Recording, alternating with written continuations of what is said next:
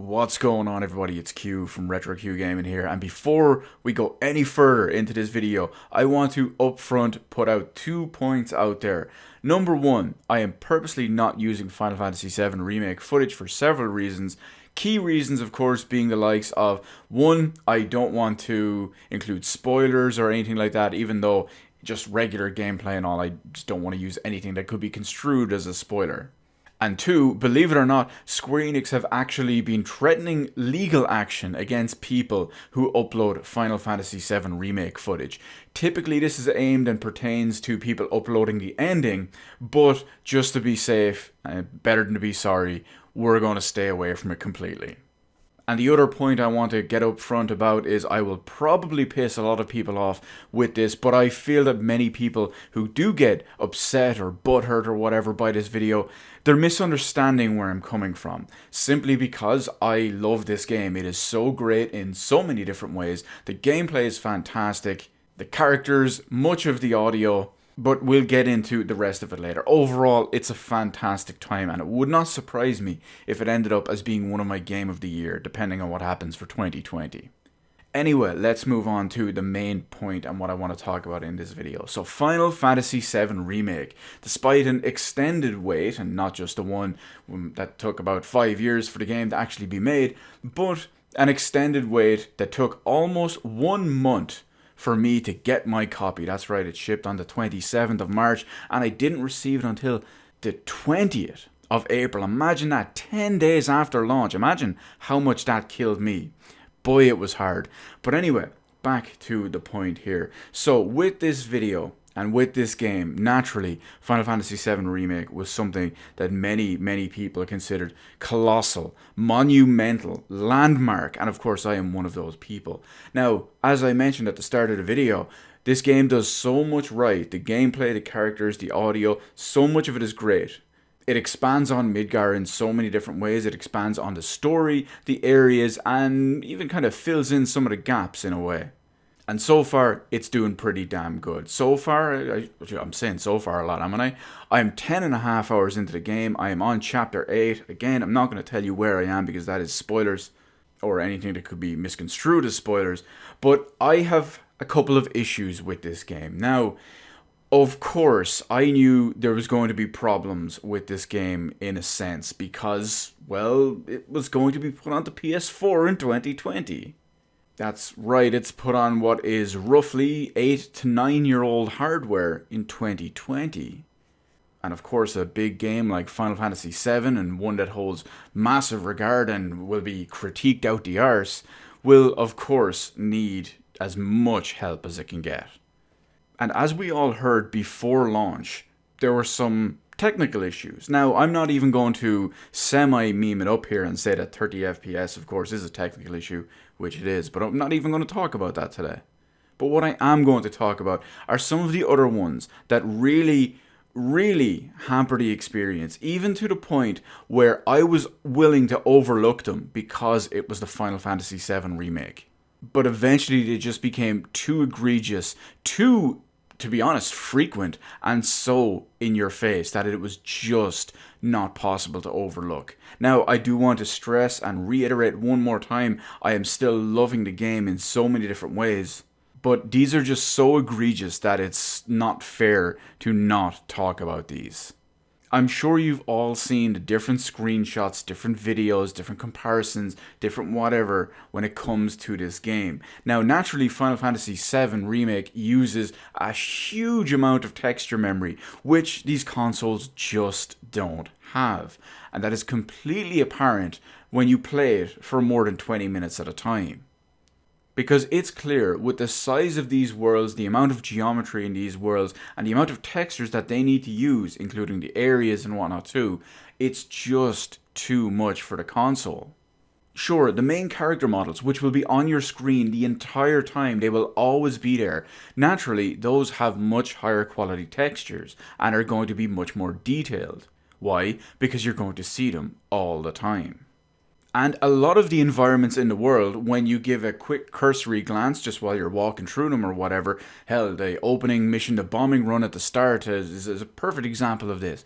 but that's only at a cursory glance. It's the kind of thing that you're not really paying attention to as you're running by. Sure, it does look great, but it has what I call Metal Gear Solid 2 syndrome. Now, what I mean by that is if you take even a slight glance, anything more than a fleeting glimpse of your surrounding area, you will see that 99% of the textures in this game, in the environment, do not hold up, and it is bad.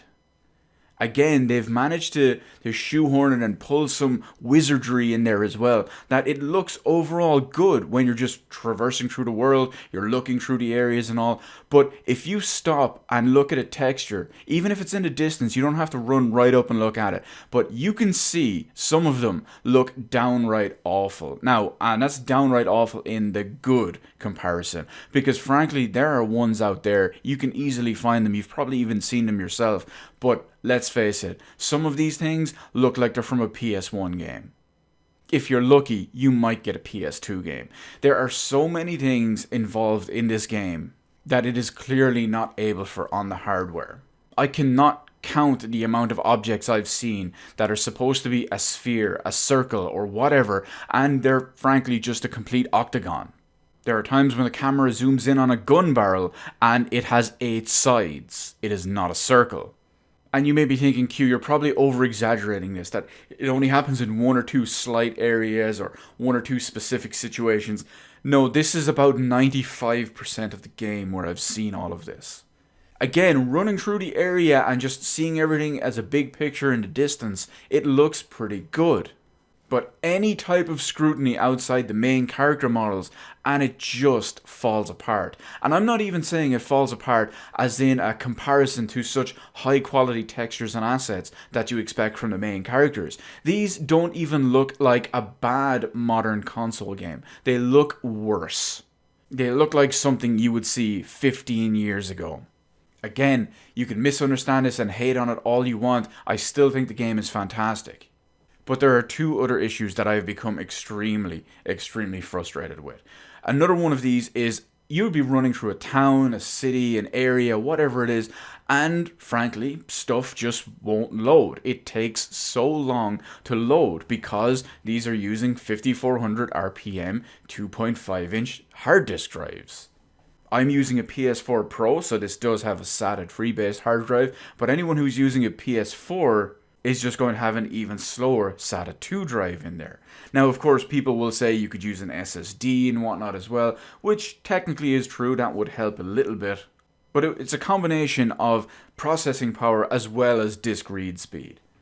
The reason why I've never upgraded to an SSD in my PS4 or PS4 Pro is I just don't play enough of it to warrant it.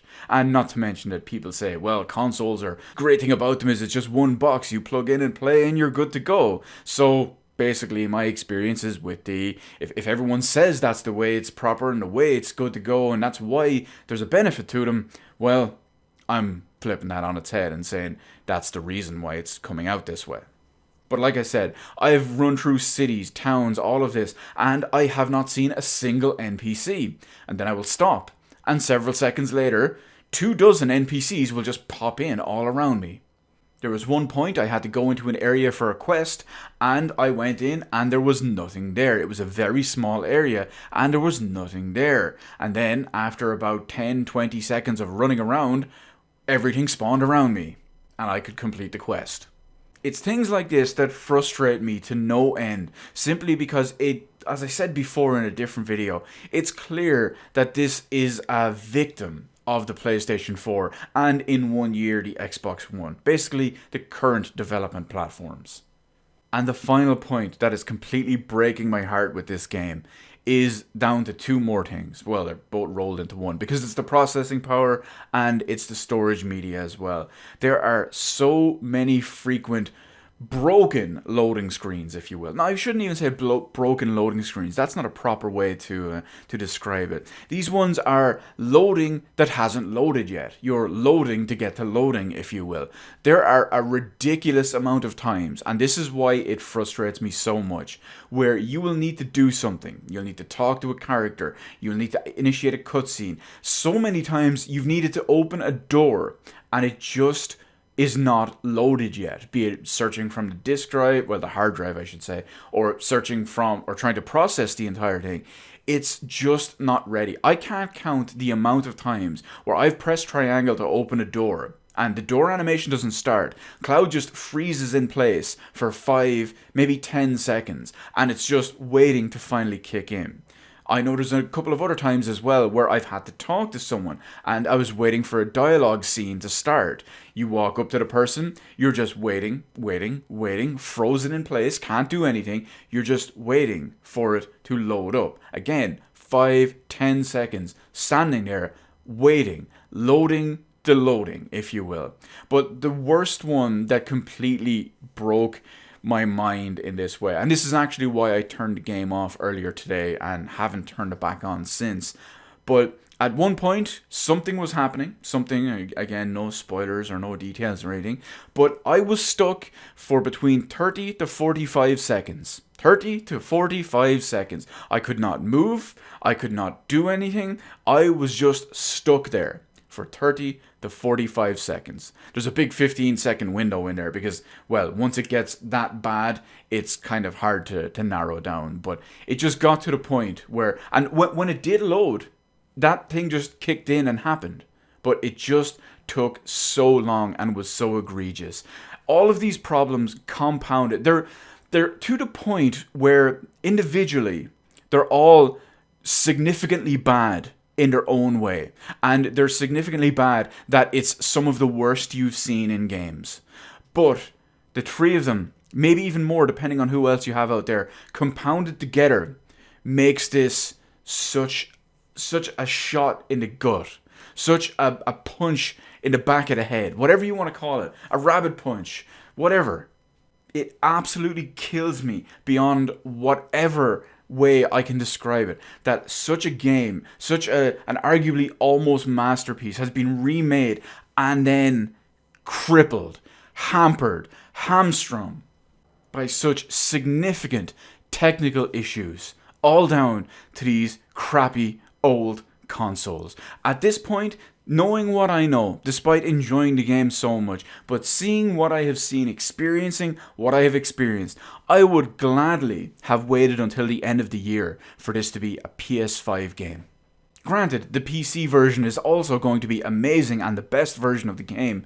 Unfortunately, we have to wait a year for that because of Sony's fucking money.